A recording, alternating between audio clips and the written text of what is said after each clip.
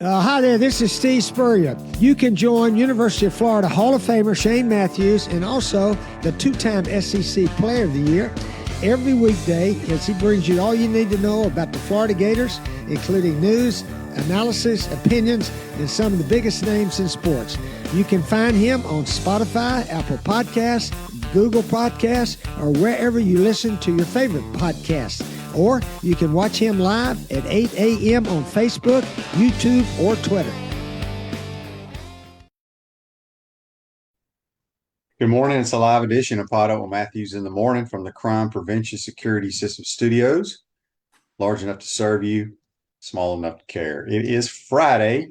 We'll have Graham Hall and JC on the program. If you missed it, you ain't got to worry about the NIL collectives anymore. Schools are paying the players. Why go to class? I'll talk about this in a minute. Golf cranks up today, try to defend their national title. They're out on the West Coast. Lacrosse plays at 3 o'clock to get into the national title game, and softball against the Baylor Lady Bears at noon at KSP. We're going to go to the Titan MR Highline courtesy of Comfort Temp. JC, yeah. If you were an athlete going to college now, would you go to class? Would you even go to college? Oh, yeah. Well, only if it was in my contract. These guys are now professionals. Congratulations. 20-something million per team or school or something. They can spend it how they want. I saw that. I didn't want to get too deep in the weeds with all that because there's still a lot of legalities that have to be worked out. But this is where it was heading. Nobody doubted that. And here it is. Timing's funny, QB. You were only about 33 years away from being a pro quarterback at the University of Florida. Dadgummit. Yeah. I wonder how basically now you can boo the hell out of all your players. Yeah. Like the National Football League. I guess I'm asking, and like you said, it's very early. But if JC gets 300 to, let's say you get $500,000 to come play fullback at Florida. Are you also going to get side money from the NIL collectives? See, I don't know those rules yet. Like I said, I didn't read it too deeply because, I want to see a little bit more of the framework of what it is they're talking about. But they agreed to also, back pay some of these guys going back as far as 2016. I mean, players that were playing 8 years ago, QB, are going to get part of a settlement right now. So I guess you only missed it by 30. Well, I can't do the about 25 years. About 25 years. Dadgummit, man, 25 years. You missed it. But that's all right. You had a good career in the NFL, made money. But I guess also I'd like to know is so that so-called 20 million to be dispersed among your entire athletic program. Yeah. Boy, it's going to be tough to decide who you pay them who. I mean, Skylar Wallace is sitting there thinking, hey, man, what am I worth? What am I worth? And that running back over there at Florida is, starting and scoring touchdowns in the football game against Texas A&M. What am I worth now? I mean, we're going to have agents and all this crap. It's pro sports. They finally did it. QB, the thing that's funny is that I was, it's not funny, but I was watching yesterday the Locked On Canes podcast with Larry Blumenstein and Alex Dono. Okay, hang on a second. Don't go any farther. Why in the hell were you listening to that? It popped up I was working, and Florida's playing Miami in what you've coined as maybe the biggest game in 2 or 3 decades. It's a big one. And so I was looking at some of these starting times of these games. I see where Florida and Texas A&M are now at 3:30. 2 weeks after the Miami game, and I was thinking about 3:30, hoping that, I hope there's some cloud cover for that one. But at any rate, the podcast was just over there, so I just clicked it to see what these guys were saying. And Larry Bluestein, whoever that is saying this is an 11-win team they have down at Coral Gables. Bad news for the Gators. I mean, they're going to score 40 to 45 points offensively. They've got a freak of nature at quarterback in Cam Ward. They've got Damian Martinez, a Heisman candidate from Oregon State. These are his words, not mine. I mean, although I don't know if he called him a Heisman candidate, but They have added so much depth at quarterback, running back, and wide receiver. The Gators are in trouble. They're just flat out. Well, you know what? We don't need to show up then. Well, listen, 11-1, man. Larry's got them going 11-1. They've got great linebackers, great front seven. I mean, Mario's going to have a great year. So the Canes are coming 40 to 45 points a game, Larry says. So watch out. All right. Well, I don't know who the hell Larry is. Larry's smoking something or Locked on drinking Canes. something. You can look it up. Locked on Canes, man. They are loaded. They are so excited about starting the season, of course, in Gainesville against the Fighting Gators of the University of Florida. I think it's I had to watch it. I mean, this guy was just throwing it out there, man. He had no hesitation. 11-win team. It's an 11-win team. Yeah. Have they ever won the ACC? Have they ever won the ACC? Never. They've never even played for the ACC championship. Think about that. Just wondering. Yeah, I had Heath Klein on a couple of weeks ago, and we were talking about, because they were in those two silly divisions. I forgot, one was the Coastal, one was something else. Atlantic. And yeah, could never I for $1 million I couldn't tell you who was in each league. But he said, I couldn't remember, but he's like, yeah, the ACC and the people around college football were so worried that when they came into the ACC, where they put Florida State on one side and Miami on the other, that they were going to see a rematch every year. It has never happened, and they have never played for it. So that's right. That's right. I mean, it's we've got Clemson and Georgia opening the season in Atlanta. That's a 12:00 noon game. I think those two teams have accounted for, I want to say something like 8 out of the last, I don't know, 8 out of the last 20 national titles, almost 50%. It's incredible. So we'll have that game in Atlanta. At Florida at 3:30. So you knew about that Texas A&M start, right? Yeah, I didn't know. Yeah, they announced that like 2 weeks ago. Jason. Okay, well, I missed it, but Connor Wigman is their quarterback, and I thought he was a pretty good player. But I'm not going to get too far ahead of myself. I was just reading up on some things, getting schooled up on some college football, even though we're in May. But yeah, we got a bunch of people here chiming in here. Yeah, let's see here. Let's get to some Facebook Lives. By the way, I love that Florida script you got on the shirt there. I almost this would be a Peter, as you call it, a Peter Miller T-shirt from the golf course. But yeah, it looks great. Yeah, I almost. It wasn't cheap. Good thing I won it. Well, a friend of yours and mine up in Madison, Mississippi, Kyle says he wants to see that script across the helmet instead of Gators. He'd like to see that going across. I don't like any. I don't like any script. I hate our helmet now, and I wouldn't want this on our helmet either. But. Okay. All right. So we're not going to discuss uniforms today. John says they said Power 5 conference. Who is the 5th conference? Are we counting the Pac-12? Well, when they're talking about that, yeah, because they got to go back when there used to be 4 Power 5 conferences. Now it's the Power 4, but they still going to have to pay those kids that played in the Pac-12. I mean, it goes back to 2016, if I'm not mistaken. Here's what Dan. It's a great question from Dan on Facebook Live, brought to you by Mellon. How many schools can't pay $20 million? Right, and a lot.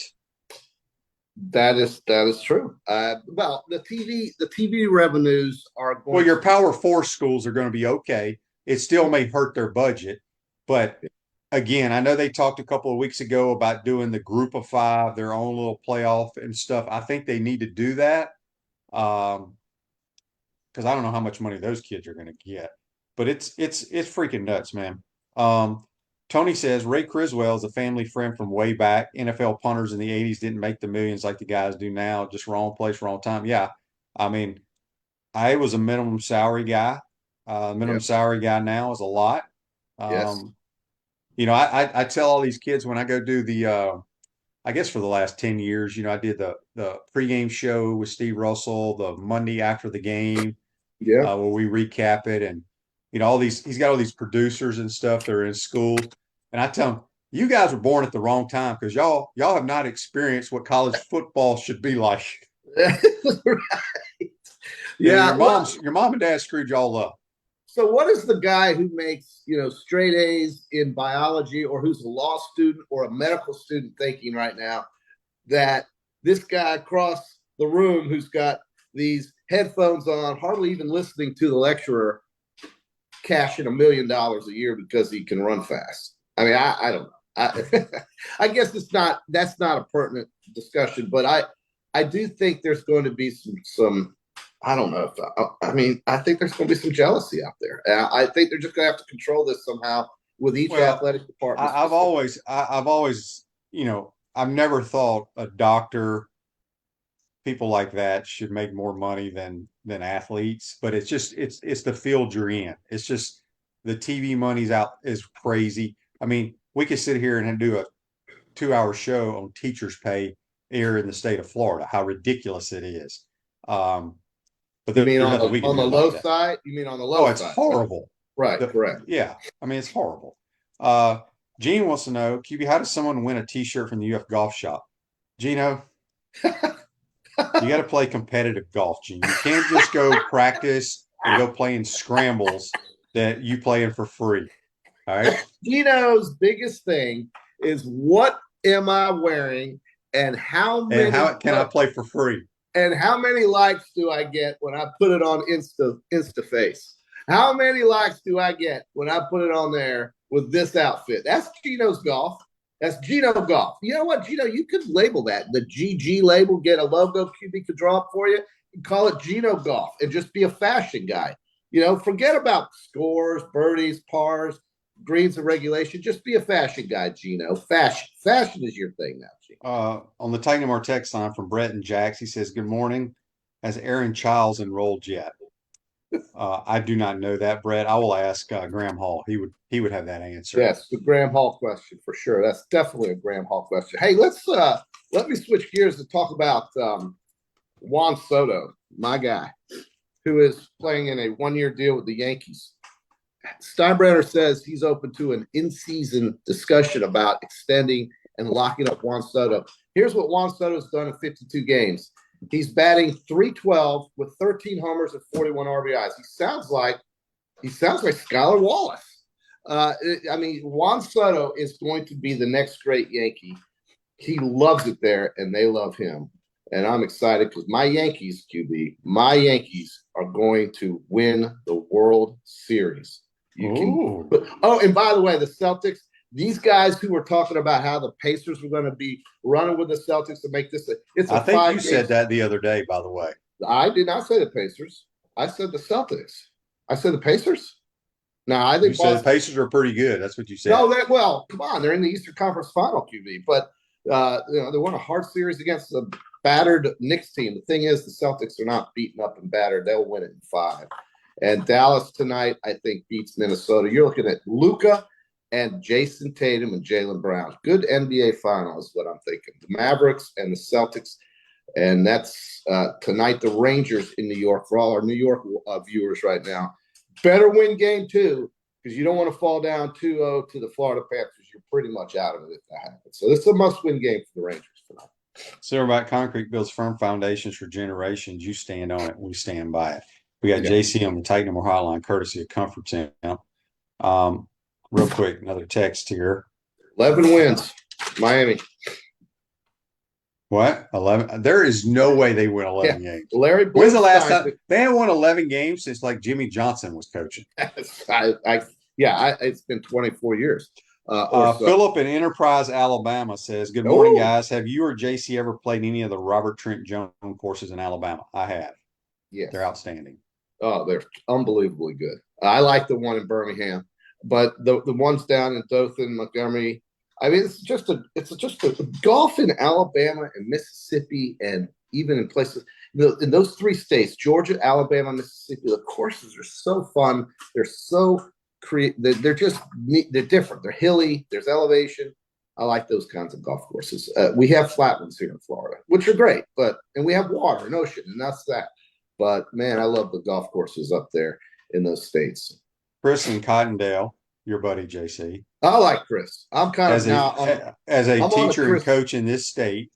I need you to say horrible with more emphasis when you're talking about pay in this state. It's hard, Chris.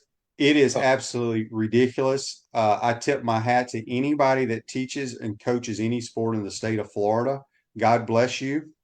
But if I were you, I'd move in a heartbeat. Now I think he's in the Panhandle. If I think that's where that's the best part of coaching and teaching in the state of Florida is the Panhandle. But I've said this multiple times because I travel the South. Yes. If I don't know why I didn't know this. I should have known this being a coach's son. You should have. But between the state of Mississippi, Alabama, and Georgia, oh man, those are clearly better places to coach high school sports. Clearly. Seems like there's a lot more support for what they're doing. And they just get it. They dedicate. They dedicate. They're committed financially and every other way. And Georgia, as you have said, is just off the chain. It's so good. So it's kind of like areas of Texas too. I mean, Texas is wonderful. So. Yeah. Well, Texas is a big ass state. So real quick, I got to get some of these texts or these Facebook lives. They're great. Hey, good. This one says here. Where did it go? Larry Coker was the last time that Miami won 11 games. I couldn't tell. I can't remember. That's been over 22 years. So that would have been 2002. So that again, that's what we're talking about here. You know, when they had Portis and those guys. Miami is, very confident school. I mean, they get moment. They love this and that in their history. But man, like you said, they have been a non-factor and non-existent for so long. People have forgotten about them. So our boys on the Locked On Canes podcast are trying to rally the troops down there. Yeah, they've got some better players. They've got some better players, but it's a big game. And the Gators. I mean, this is it for Billy Napier. He's got to produce. So yeah. Last night, if you missed it, some of the super regionals started. Oklahoma buried FSU in Norman, and their new ballpark is unbelievable. They have history with FSU. They've played a bunch with FSU. Dan says on Facebook Live, brought to you by Mellon Law, Corby Otis is a top 10 national player of the year, but the SEC player of the year, Jocelyn Erickson, didn't make the top 10. Yeah, I saw that. Yeah, Jocelyn Erickson. Yeah, she was SEC player of the year, but she's not up for national player of the year. But Corby Otis, our left fielder, who came in second in player of the year, is interesting stuff.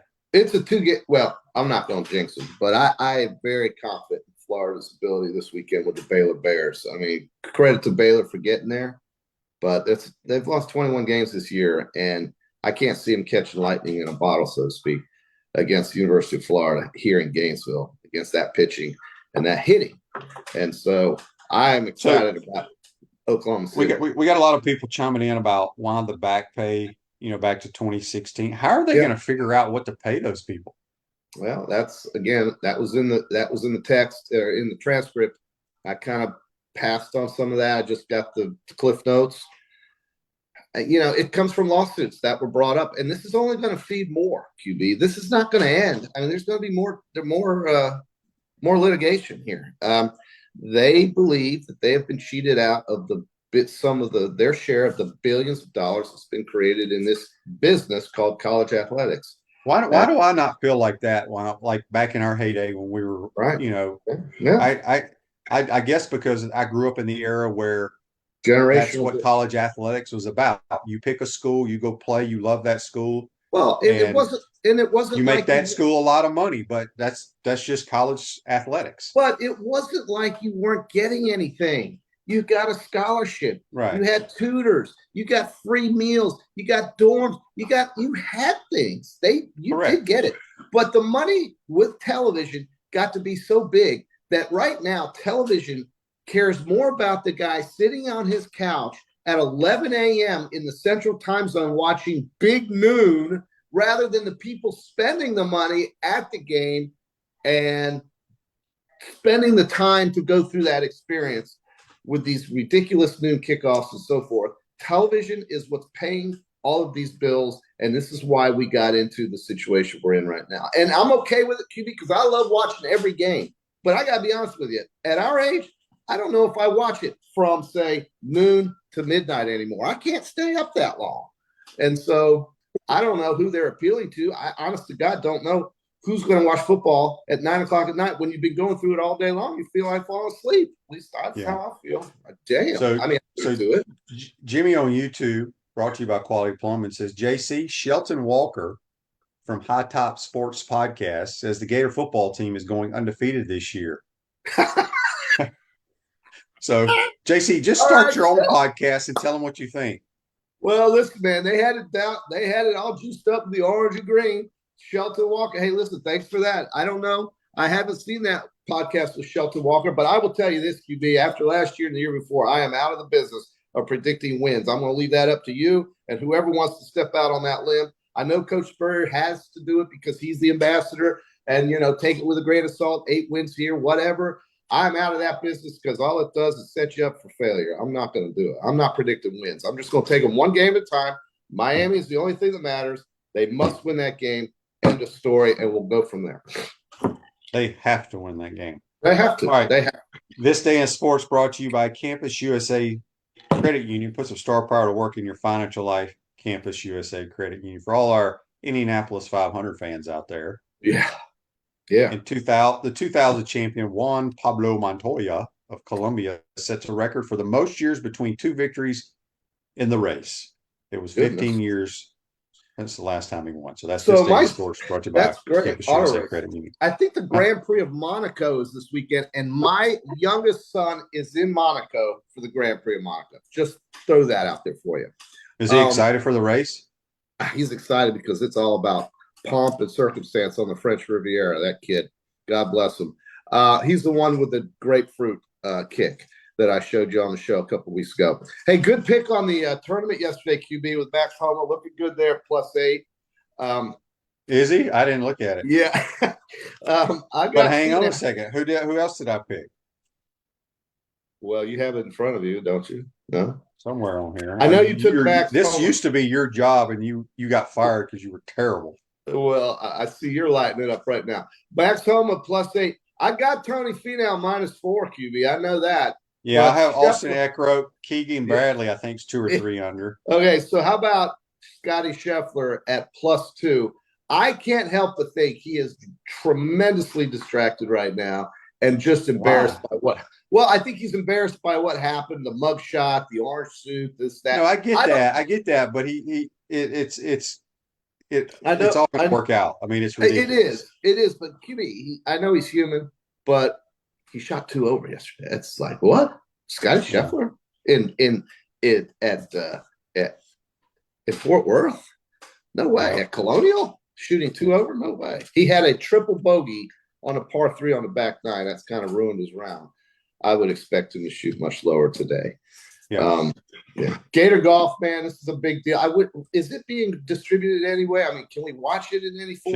Should be on the Golf Channel, but they're out in California, so it won't start till later the afternoon. Yeah, that's right. Yeah, that's right. Well, ESPN2 today. If you can't be at the hole at the on campus there with Baylor, I don't know why we always have to play the early game. Tomorrow's game is at 11 a.m. I just don't understand it. I'll never understand why they put one of the warmest places on earth in the hottest part of the day. It's hot no matter if it's 10:30 or 4 o'clock. It's the same temperature. I don't know why people complain about a 3:30 game. Well, QB, try sitting in it, then you'll know. Well, buy your tickets in the shade. Where they don't have yeah. They'll close by 3:30 by the end of the first quarter. The West stands are shaded. And man, everybody, and that is true. You are right about that. And by the way, Jacksonville is going to get that stadium. Gainesville is one. It's so damn dumb. They're putting turf in it. I have no idea why. One of 2 choices. Well, true. As far as that construction goes, I don't understand that either. But one of 2 choices for Jacksonville. It's either Camping World Stadium or it's Florida Field. Think about those weekends we'll have in Gainesville if the Jaguars are playing a home game on the same weekend that the Gators are playing Auburn. I think if that happens, they'll make sure they work it around where we're not playing on a Saturday and they're playing on a Sunday. Yeah, they don't want that field to be I'm pretty sure that's how Clemson and did it with the Panthers. But I personally think it's smarter for them to play in Orlando because it's just there's more room for people to park and it's open I don't think And there to the Camping World Stadium is awful. It's in the ghetto. It's one of the worst places I've ever been I to. didn't say anything about that. I said there's plenty of parking, In and Orlando, yes, Camping World Stadium. There's tons of parking around that place. yeah, Way more than here. Way more. yeah. All right, I'll give you that. Yeah, I mean, but as far as our 3:30 kickoff with Miami, I mean the Odom lot's going to be flowing. It's going to be an incredible atmosphere. Who cares? You're right. I agree with that. Forget the weather. Just show up. At least it's not at 12 o'clock, and we can get on with it at a good time. People are going to be tanked up and ready to make a lot of noise, and that's what's going to be required. They've got to have an atmosphere in that stadium, and they will. I mean, it's the first game of the season. It's going to be it's going to be a spectacle on August 31st. Yeah. All right. All right, JC, go watch your Miami podcast. We got to go. We got to get to Graham Hall. That's JC. Join us on the Tight Number Hotline, courtesy of Comfort 10th. Take a quick timeout. We'll have Graham Hall. Get your questions for the Gators ready. You're watching and listening to PodUp Matthews in the morning. We want to take this moment to thank our sponsors who keep the show going and pay the bills. Our premium sponsors are Crime Prevention Security Systems, large enough to serve you, small enough to care. Titan MRI, Gainesville's only locally owned and operated MRI facility. Meldon Law, the only official injury and accident law attorneys of the Florida Gators. Peachland Dental, Gator Nation's first choice for dentistry in Port Charlotte. QC Kinetics, live pain-free with QC Kinetics. Campus USA, put some star power to work in your financial life with Campus USA Credit Union. Comfort Temp. Comfort is our business, peace of mind is our promise. Dave & Buster's, eat, drink, play, watch. Our gridiron sponsors are UF Bookstores, Silverback Concrete, Ruse Ogre State Farm Insurance, F45, Quality Plumbing. Our touchdown sponsors are Adams Ribs, Gator Dominoes, Celebrate Primary Care, Gator Bait Media, Okido America, Style Cuts, Ironwood Golf Course, Big Mills Cheesesteak, McDonald's of Gainesville, 84 Lumber, Dowling Signs, Baker's Sporting Goods. If you're interested in promoting your business on the show, call Freddie at 352-284-3733. If you like what we're doing here, make sure to follow us and support the businesses that support us. The Fisher House is here for the families and veterans that come here to the VA for serious treatment. And we're here to give them a home away from home. Really nice to meet you. Welcome to our house. Really blown away with the level of care, the level of service that they offer here. Some of it may be more routine, and some of it may be like, we got to go now. Yes. Correct. Because there's a ton to be said for coming through for people that chose a path, a little bit different path. That's why we're here today. We're here to present these wonderful jerseys that Coach Billy Napier has so graciously given to the Fisher House that are going to be auctioned for the benefit of the house. Anytime that we have a chance to give back to people who chose a career and a life of service and put their life at risk, right, to protect the simple things that we have access to each day, I think it's important that we do that. These jerseys are all for sale. They're on auction as we speak, right? And that goes all the way up until May 25th. I think this is an opportunity to not only purchase a pretty cool item, but also help the Fisher House at the same time. We have 20 suites here at our house. That gives us the ability to serve between 1,200 and 1,500 families a year. It's for the serious treatment, the crisis in their life. So it's here that they find the comfort, find camaraderie with fellow guests. They're all going through the same thing at the same time. So they find that they're not alone here. I would encourage anybody to do their homework on the Fisher House and get behind this cause.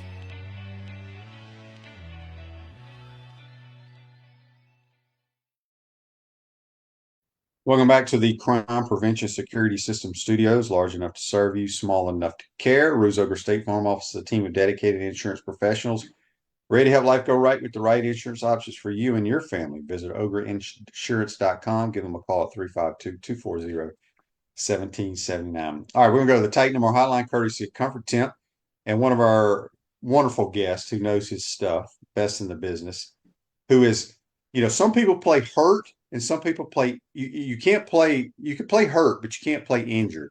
Graham Hall is injured, but he still showed up. Graham, you gotta show our listeners why you're injured. Let's see that cast. Oh man, it's a nice one here, but we're all right. Just a thumb. We'll be all right. Hard cast for a month. It pales in comparison, like I said, to the injuries you've been through, Shane. So I can't complain, man. It's part of doing housework and cleaning outside, Unfortunate, Yep, but for hey, sure. off season is the perfect time for it to happen, right? No, there's no question. Uh, we had a question for you, and you checked. A couple guys are not on campus yet, but will be moving in. Let us know who those two gentlemen are.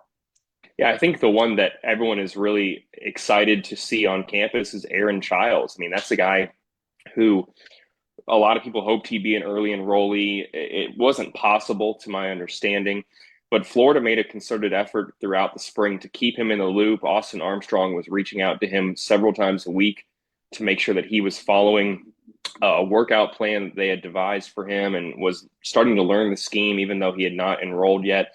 He's going to be on campus either late Monday or early Tuesday of next week. So his arrival is imminent.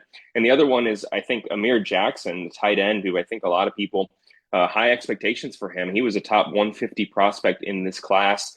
And Florida, I think, certainly needs some depth at tight end to, boost a unit that is relying on a lot of underclassmen, a couple of guys entering their third year in Arliss Boardingham and Hayden Hansen. And who knows how much you're going to end up getting out of Keon Zipper this upcoming season, but you get a talented guy in the building in Amir Jackson. How quickly he can get up to speed is certainly, I think, a point of interest for people inside the program and certainly outside.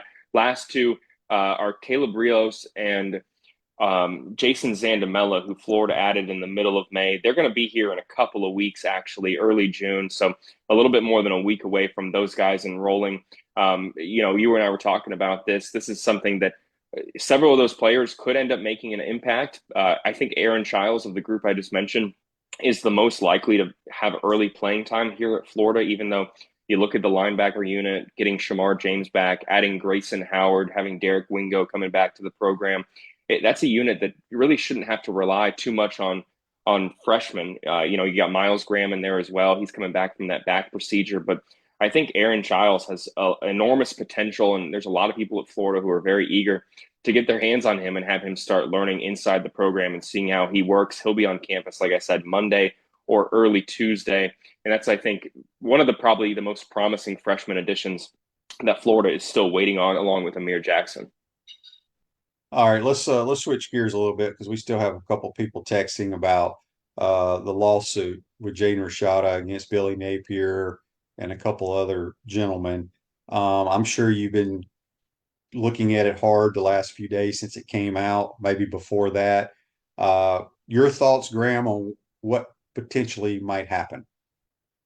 Yeah, I think I'll start a little bit earlier. You remember that, there was that NCAA investigation that came out regarding Florida's signing of Jaden Rashada. I think for once, Florida fans may have to be a little bit grateful to Tennessee Volunteers. If it wasn't for their lawsuit, the NCAA would still be heavily investigating this Jaden Rashada signing at Florida. That's on pause right now. I'm not saying that it's going to completely go away. I think a lot of that remains to be seen, but it was certainly something that was being looked into. And I do think you could make a case that there were people around Rashada's camp, in Rashada's camp, who looked to capitalize on the poor optics surrounding Florida's signing of Jaden Rashada. This may be a situation that is reliant on the public perception. I would be surprised if Rashada's camp ends up getting what they want, which is a jury trial in this situation. Just knowing how many legal options Florida has, you would assume that they would attempt to settle this behind closed doors or take care of it. I don't think that this is going to be a situation that plays out very, very publicly. This could end up being one of the last things we see about it. But having read through the entire 37-page court case, I think that what really stands out to me the most is how much of this is reliant on text messages, verbal exchanges, alleged promises. And it took place at a time where Florida was in the middle of I think restructuring a lot of their NIL, whether it was Hugh Hathcock looking into selling his company, Velocity Automotive, Florida looking to move away from the Gator Collective and brand into Florida Victorious with new ownership and a new structure with double-digit people involved as employees, really trying to make that more of a professional setting. And that may be something that I think plays in Florida's favor a little bit here, is that a lot of the people who were involved in those initial discussions are not really huge power players for Florida right now. I do think that, and this is something I've heard floated by several people here, that if things don't go well for Billy Napier's team this year, is this going to be something that factors into Florida's decision to maybe make a change at head coach? I think it's way too soon to jump to those conclusions. Just for anyone out there who's thrown that out there, this could be the for cause that someone is looking for. We still don't know that Billy Napier has done anything wrong in this situation. And I think the last thing I'll say about this is, if you're a Florida fan, I do think that you also can sit there and say that they're a bit of a victim in a sense, because there is so much lack of clarity regarding NIL and what you can and can't do and how you can interact with these players. You really have been taking people, prospects, parents of kids at their word about what they're hearing from other programs. The lack of transparency is something that has been a huge issue throughout NIL.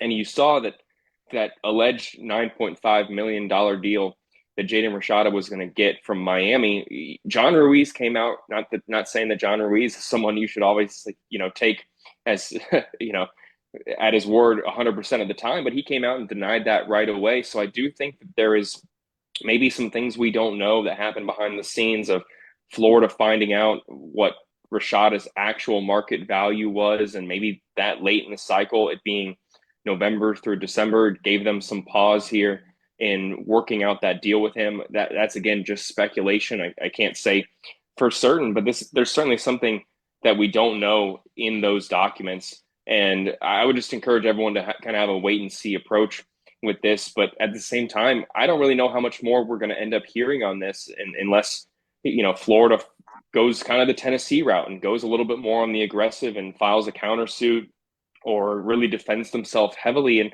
just from having experience around this program for the last decade, that really isn't something I expect them to do too much. But we will find out. I think from an optic perspective, all the good momentum that Florida had in the national eye at the recruiting level for the last month, from landing Jason Sandamela, Elijah Badger, Cormani McLean, that it's kind of unfortunate that this story is going to overshadow so much of that. I know that recruiting matters, absolutely, and you always want to focus on the players that you're bringing into the program rather than the players you missed out on. But from a national optic perspective, I think that there's got to be some frustration from Florida fans and from those inside Billy Napier's program that this is the story that is now dominating the headlines right now in this era where, we're talking about a house settlement revenue sharing agreement and what's going to happen to NIL next.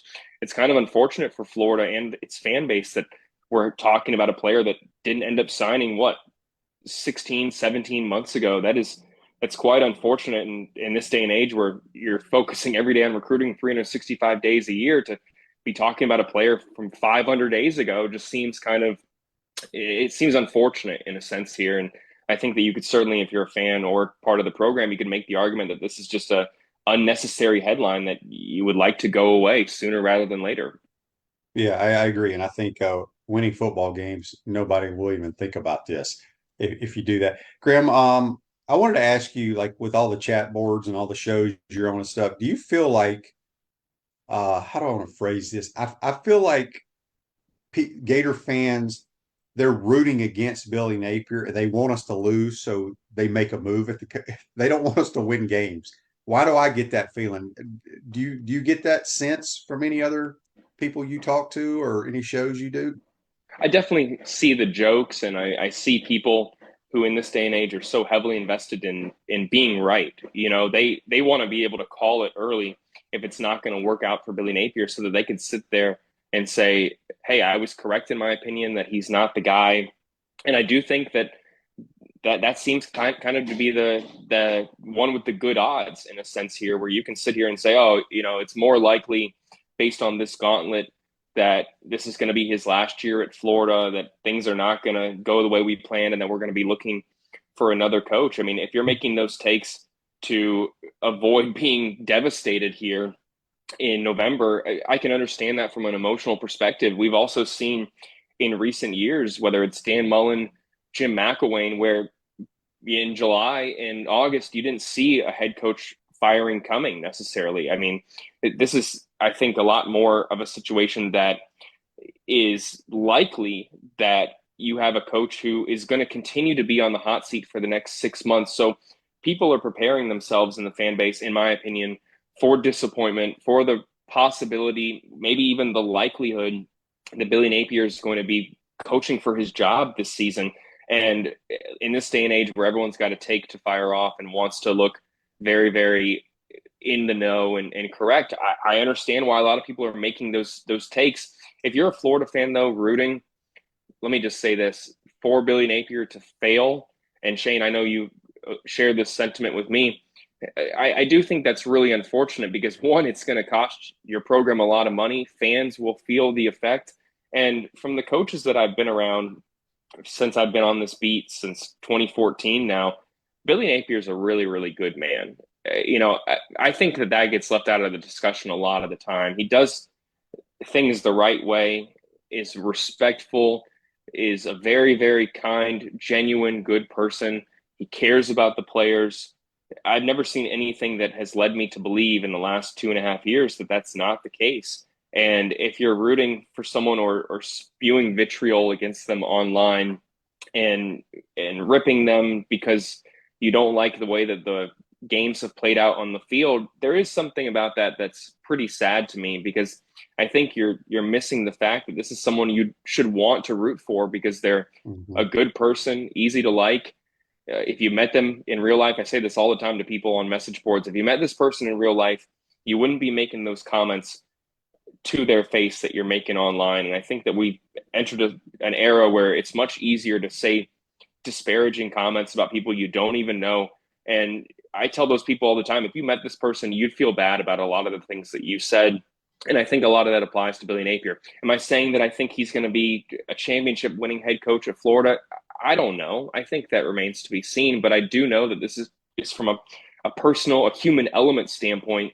This should be someone that you want to see things go right for. And I would kind of like, in this day and age where so much recruiting is out of the hands of a coach and there's so many crazy factors from the transfer portal to NIL, that maybe we can not focus so much on what a coach hasn't done and focus on who they are. And maybe that's a message that people are going to laugh at. But I would just encourage people to maybe reorient their view of Billy Napier and understand that it isn't always about X's and O's and wins and losses, but you have someone at your program that a lot of people would love to play for and would be proud to have as their head coach. And if the odds, if the record was different here, this would be someone that people were talking about as a stand-up guy who has things figured out. And it's unfortunate to me that was the narrative for him when he was at Louisiana. There was so much focus on the service acts that he did there. They had multiple double-digit win seasons, and now things have become crazy in college football. NIL is a huge factor now, transfer portal, of course, and people have kind of let that bleed over into their opinion of who he is as a person. And I do think there's something quite unfortunate about that when you really take a step back and look at the situation as a whole. Yeah. My thoughts on Billy, I think Billy's a good football coach. Has he made some bad calls or bad decisions? Yes. Okay. But he walked into a dumpster fire, and I think people will finally realize it. And the way I like to say, this is how you know, okay? The best players that have been on the Florida Gator roster since Billy Napier's been the coach, he is solely responsible for. Okay. He brought them here. You have not put many players into the National Football League since he's been here. Okay. That should tell you something, because that is the best players in the world. They're going to find you if you're good enough to play. The players that have transferred, and whether they have little jabs, comments to belittle the coaching staff, okay, you're talking about 20, 22, 23-year-old guys that really don't know football. They've just been playing football, and none of them, other than Tyron Hopper, who I thought was a really good player, and I think he transferred just to go play with his cousin or whatever. None of the other ones have been worth a damn anywhere, quite honestly. I mean, I may be missing a couple guys, but so anyway, I'm just telling the Gator fans, and a lot of people are commenting, if we were to get rid of him, as you mentioned, financially, it would set us back. It would just devastate us. So I think people need to put on your big boy pants. It's a hard ass schedule. Embrace it, enjoy it, and root for the Gators to win. So, has anybody that transferred? I just want to know if I'm putting you on the spot here. Has anybody been productive anywhere they've transferred? I don't think so necessarily right now. I mean, there were guys that the fan base were devastated to lose. Chris Bogle comes to mind when he went to Michigan State that didn't really do anything when they got there. I think that you could say Donovan McMillan, when he went to Pittsburgh, had a good season, but his circumstances were not totally related to football. He was rooming with Jalen Kitna. I think that this is, there's some things that are out of a head coach's control. Yeah. But I think that when you compare them to what you just said, the players that Billy Napier has brought in, it absolutely is in Billy Napier's favor. From Osiris Torrance, Ricky Pearsall, Montrell Johnson, Graham Mertz proved everyone wrong last year, and I think is going to prove more people wrong this year. I think that the recruiting classes that they've got, the players that they were able to get in last year who were able to make an impact, those absolutely outweigh the players who have transferred out. And I do see that kind of gets missed online a good bit, where so much of the focus is, or it certainly was in December, was on the massive exodus that left the program. When you saw 22 players left, a lot of people were saying, oh, that's an indictment of Billy Napier.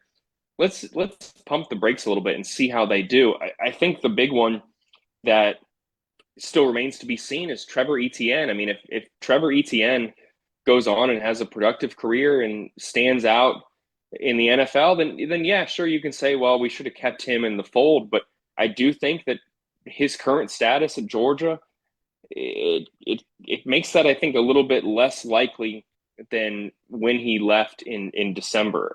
We'll have to see what happens with him, and maybe that's one that's a knock against Billy Napier and the talent that he's been able to keep. But from a large overall standpoint right now here in May, I do think it's kind of crazy that people think that the transfers out outweigh the transfers in, because I do not see it that way whatsoever. No, it's not even close. All right, so let's switch gears a little bit. Now collegiate athletes are going to be paid by the school. There's a lot into this whole deal. We don't know everything yet, but I mean, I'm not for it. I know it's today's world, but I don't know how they're going to police it. Some schools are going to have more money than the others.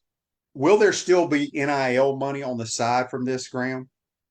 Absolutely. And I think that I'm glad you brought that up, because I think that's something that people are missing when they talk about the what this does for college football, because I've seen all the takes of people saying, oh, this is going to be great. It's going to lead to more transparency. We're going to actually know what players are making. It's going to be a more even playing field. Stop that.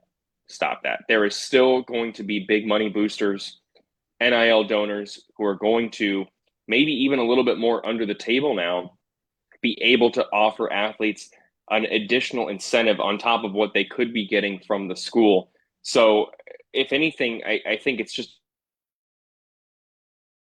more to the pool. And when you look at the revenue sharing and what these schools are going to make from the new media rights deal, from the 12-team college football playoff that, who knows, could continue expanding, I do think that there's a fair argument to be made that the players should deserve a piece of the pie. But without cleaning up the NIL stuff, without having some actual oversight and policing of NIL, and without having a fair structuring of the teams outside the quote unquote Power Four, you're going to just, I think, have a little bit less competition than you had the last couple of years. One of the things that I liked was that NIL did, and transfer portal, a combination of those two, did lead to some schools who normally didn't have a shot be able to be a little bit more competitive, because they could get players from programs who were talented but maybe were at a loaded position.